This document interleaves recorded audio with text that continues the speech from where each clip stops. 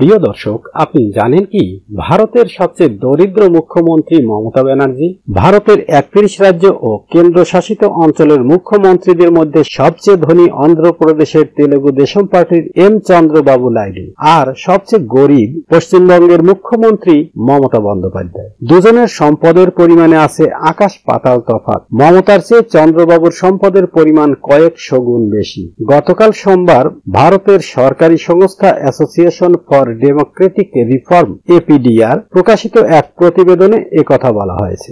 ভারতে রয়েছে 36টি রাজ্য ও কেন্দ্রশাসিত অঞ্চল, এর মধ্যে রাজ্যের সংখ্যা 28।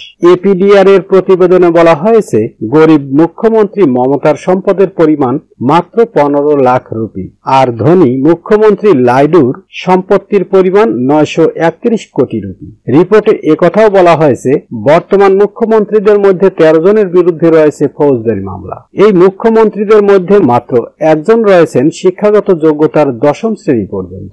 নির্বাচনের সময় নির্বাচন কমিশনে দেওয়া প্রার্থীদের সম্পদের তালিকা ও শিক্ষাগত যোগ্যতার নিরীক্ষে এই সমীক্ষা রিপোর্ট তৈরি করেছে এপিডিআর।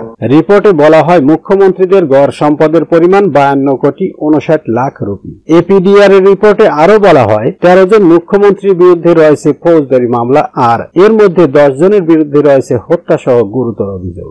আর শিক্ষাগত যোগ্যতায় 10 জন রয়েছেন স্নাতক, 9 জন স্নাতকোত্তর, 5 জন বিভিন্ন পেশার ডিগ্রিধারী, 2 জন পিএইচডি, 3 জন দ্বাদশ উত্তীর্ণ আর মাত্র একজন 10ম শ্রেণী পর্যন্ত পড়াশোনা করেছেন।